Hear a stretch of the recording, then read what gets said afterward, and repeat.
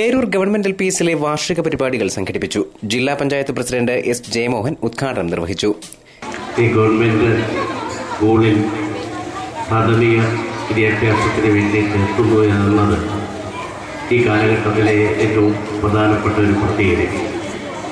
Government സ്കൂളുകൾ പലതിലും കുട്ടികളുടെ എണ്ണം കുറയുന്നത് വഴി അതിൻ്റെ നിലനിൽപ്പ് തന്നെ ഭീഷണിയിലായിരിക്കുന്ന ഒരു ഘട്ടത്തിലാണ് നമ്മുടെ സ്കൂൾ സ്ഥാപനം അനുദിനം അഭിവൃദ്ധിയിലേക്ക് പോവുകയും കൂടുതൽ ഈ മേഖലയിലെ കുട്ടികൾ ഈ സ്കൂളിനെ തന്നെ ആശ്രയിക്കുകയും ചെയ്യുന്ന ഒരവസ്ഥയിലേക്ക് ഇത് മാറിക്കൊണ്ടിരിക്കുന്നു എന്ന പ്രത്യേകത ഈ LP സ്കൂളിനോടുണ്ട് എന്നുള്ളത് ഞങ്ങൾ മനസ്സിലാക്കുകയാണ്. School PTA president Eroor Anil അധ്യക്ഷത വഹിച്ച യോഗത്തിൽ ദേശീയ അധ്യാപക പുരസ്കാരത്തിന് അർഹനായ പ്രദീപ് കണ്ണങ്കോടിനെ ആദരിച്ചു. സ്കൂളിന്റെ ഉപഹാരം ജില്ലാ പഞ്ചായത്ത് പ്രസിഡന്റ് എസ് ജയമോഹൻ പ്രദീപിന് കൈമാറി.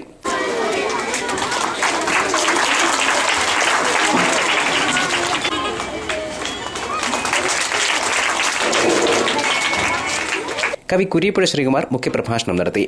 മൂന്നാമത്തെ കുട്ടിയാണെങ്കിൽ ഓടി രക്ഷപ്പെട്ടു. ഈ ബാപ്പയാണെങ്കിൽ പിന്നാലെ ഓടി. പക്ഷെ ആ കുട്ടിയെ കണ്ടതേയില്ല രാത്രിയിൽ.